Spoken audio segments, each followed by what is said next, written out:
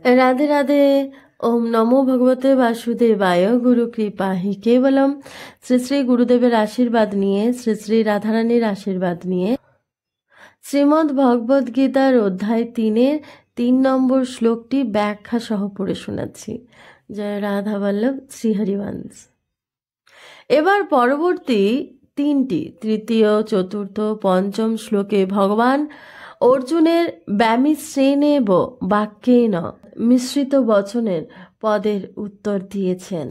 শ্রী ভগবান উবাচ লোকে হস্মিন দ্বিবিধা নিষ্ঠা পুরা প্রোক্তা ময়া নঘ জ্ঞান যোগেন সাংখ্যানাং কর্ম যোগেন যোগিনাম। অর্থাৎ শ্রী ভগবান বললেন, হে অনঘ অর্জুন, এই মনুষ্য লোকে 2 প্রকার নিষ্ঠা আছে। এ কথা আমি আগেই বলেছি। তা হলো জ্ঞানীদের নিষ্ঠা জ্ঞান যোগের দ্বারা, আর যোগীদের নিষ্ঠা কর্মযোগের দ্বারা ঘটে। ব্যাখ্যা: অর্জুন প্রথমে যুদ্ধ করতে চাননি, সেই জন্য তিনি সমত্ববাচক বুদ্ধি এই শব্দের অর্থ ধরেছিলেন জ্ঞান। কিন্তু ভগবান প্রথমে বুদ্ধি এবং বুদ্ধিযোগ শব্দ দ্বারা সমত্বের বর্ণনা করেছেন। তাই এখানেও ভগবান জ্ঞানযোগ ও কর্মযোগে এই 2-এর দ্বারা প্রাপ্যনীয় সমত্বের বর্ণনা করেছেন।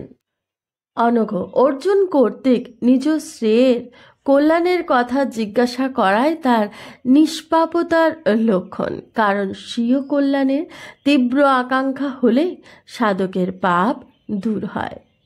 লোকে হস্মিন দ্বিবিধা নিষ্ঠা পুরা প্রোক্তা ময়ানঘ। এখানে লোকে পদটির অর্থ হিসাবে মনুষ্য শরীর বুঝতে হবে। কারণ জ্ঞানযোগ ও কর্মযোগ 2 প্রকারের সাধনা করার অধিকার অথবা সাধক হওয়ার অধিকার একমাত্র মনুষ্য শরীরেরই আছে।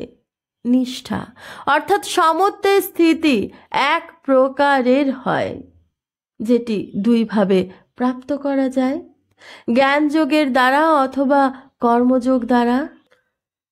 এই 2 প্রকারের যোগের পৃথক বিভাগ করার জন্য ভগবান 2য় অধ্যায়ের 39তম শ্লোকে বলেছেন, এই সমবুদ্ধির কথা আমি সাংখ্য যোগের বিষয়ে 11 থেকে 30তম শ্লোক পর্যন্ত বলেছি। এইবার এটিকে কর্মযোগের বিষয়ে 39তম থেকে 53তম শ্লোক পর্যন্ত বলছি, শোনো। এষা তেহ ভিহিতা সাংখ্যে বুদ্ধির যোগে তিমাং শ্রেণু। পুরা পদটির অর্থ অনাদিকাল ও হতে পারে, আবার কিছুক্ষণ আগেও হতে পারে। পূর্বের অধ্যায় অর্থাৎ যেখানে অর্জুনের সংশয় ছিল, যদিও 2 প্রকার নিষ্ঠা নিয়ে পূর্বের অধ্যায়ে পৃথকভাবে বলা হয়েছে, তবুও কোনো নিষ্ঠাতেই কর্মত্যাগের কথা বলেননি। ভগবান এই স্থলে 2 প্রকার নিষ্ঠার কথা বলেছেন, সাংখ্যনিষ্ঠা বা জ্ঞান নিষ্ঠা এবং যোগনিষ্ঠা বা কর্মনিষ্ঠা। ইহ জগতে যেমন নিষ্ঠা 2 প্রকারে, লোকে হস্মিন দ্বিবিধা নিষ্ঠা, তেমনি পুরুষও 2 প্রকারের হয়। যেমন খর বিনাশশীল সংসার এবং অক্ষর অবিনাশী রূপ। খরের সিদ্ধি অসিদ্ধিতে, প্রাপ্তি অপ্রাপ্তিতে সম থাকাকে বলা হয় কর্মযোগ, এবং খর হতে বিমুখ হয়ে অক্ষরে স্থির হওয়াকে বলা হয় জ্ঞানযোগ। কিন্তু খর এবং অক্ষর এই 2টি ব্যতিরেকে অন্য এক উত্তম পুরুষ আছেন, যাকে পরমাত্মা বলা হয়। উত্তম পুরুষ স্তন্য পরমাত্মে তুদ্দা ঋত।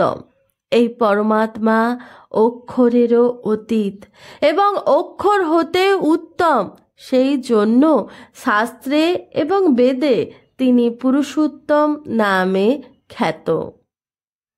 এই পরমাত্মায় সর্বতোভাবে পূর্ণরূপে শরণাগত হওয়াকে ভগবান নিষ্ঠা ভক্তিযোগ বলা হয়।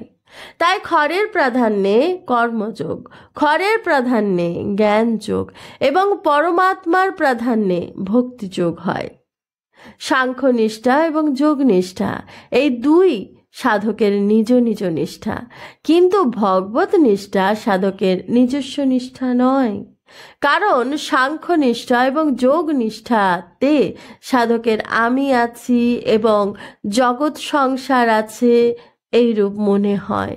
অতএব জ্ঞান যোগী জগৎ সংসার থেকে স্পর্শক ছেদন করে নিজ স্বরূপে স্থিত হন এবং কর্মযোগী সংসারের বস্তুসমূহ সংসারেরই সেবায় ব্যয় করে সংসার হতে সম্বন্ধ বিচ্ছেদ করেন। কিন্তু ভগবত নিষ্ঠায় সাধকের প্রথমে ভগবান আছেন এই অনুভূতি হয় না, কিন্তু তার বিশ্বাস থাকে যে স্বরূপ ও সংসার এই দুটির থেকেও বিশেষ রূপে কোনো তত্ত্ব ভগবান আছেন। সুতরাং তিনি শ্রদ্ধা ও বিশ্বাস সহকারে ভগবানকে মেনে নিয়ে নিজেকে তার শ্রীচরণে সমর্পণ করেন। তাই সাংখ্যনিষ্ঠা এবং যোগ নিষ্ঠা জানবার প্রাধান্য থাকে এবং ভগবত নিষ্ঠায় মানা, শ্রদ্ধা ও বিশ্বাস এর প্রাধান্য থাকে। জানা এবং মানা দুইয়ের মধ্যে কোনো পার্থক্য নেই। জানাও যেমন সন্দেহ রহিত দৃঢ় হয়, তেমনি মানাও সন্দেহ রহিতই হয়। মেনে নেওয়ার ব্যাপারে বিচার বিবেচনার কোনো সম্ভাবনা থাকে না। যেমন অমুক আমার মা, এটি একটি মেনে নেওয়া ব্যাপার। এই ব্যাপারে কোনো সন্দেহের উদয় হয় না, জিজ্ঞাসা আসে না, বিচার করার প্রয়োজন হয় না। সেই জন্য গীতায় ভক্তিযোগের প্রকরণে যে স্থানে জানার ব্যাপার আছে সেইগুলিতে মেনে নেওয়ায় বোঝানো হয়েছে ধরতে হবে। এইভাবে জ্ঞানযোগ এবং কর্মযোগ প্রকরণের যে যে স্থানে মেনে নেওয়ার কথা আছে সেগুলি জানবার অর্থে ধরে নিতে হবে। সাংখ্যনিষ্ঠা এবং যোগ নিষ্ঠা সাধন সাধ্য এবং সাধকের ওপর নির্ভরশীল, কিন্তু ভগবত নিষ্ঠা সাধন সাধ্য নয়। ভগবত নিষ্ঠাকে সাধক নির্ভর করে থাকেন ভগবান এবং তার কৃপার ওপর। গীতায় স্থানে স্থানে ভগবত নিষ্ঠার কথা বর্ণনা আছে। যেমন এই অধ্যায়ের প্রথমে দ্বিবিধ নিষ্ঠার কথা বর্ণনা করেছেন। গীতা উপদেশের প্রারম্ভে ভগবান সাংখ্যযোগের জ্ঞানযোগের বর্ণনা কালে বিনাশশীল শরীর এবং অবিনাশী শরীরের কথা বলেছেন, যাকে অসৎ এবং সৎ নামে অভিহিত করা হয়েছে।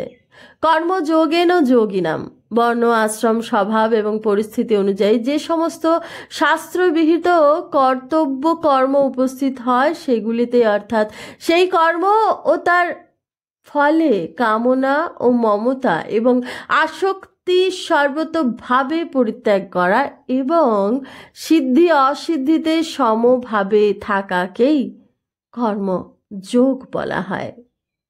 ভগবান দ্বিতীয় অধ্যায়ে 47 এবং 48তম শ্লোকে প্রধানত কর্মযোগকেই বর্ণনা করেছেন। এর মধ্যে 47তম শ্লোকে কর্মযোগের সিদ্ধান্তগুলি জানানো হয়েছে এবং 48তম শ্লোকে কর্মযোগের অনুষ্ঠানের প্রয়োজনীয় বিধি বলা হয়েছে।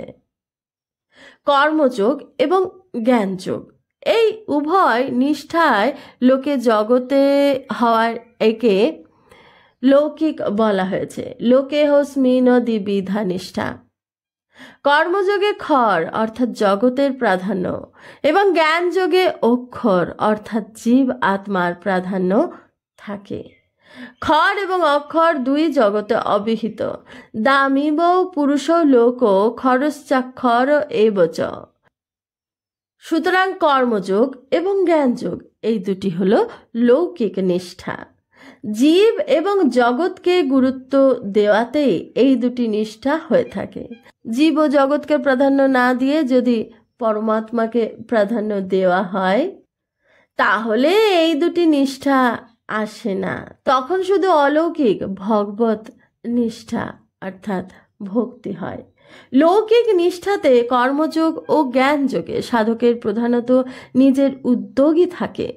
তিনি সাধনাতে নিজের পুরুষার্থ মনে করেন, কিন্তু যখন তিনি ভগবত আশ্রয় থেকে সাধন ভোজন করেন, নিজের উদ্যোগে প্রধান বলে মনে করেন না, তখন তার নিষ্ঠা হয় অলৌকিক। কেননা ভগবানের সঙ্গে সম্পর্কিত হলে সবই অলৌকিক হয়ে ওঠে।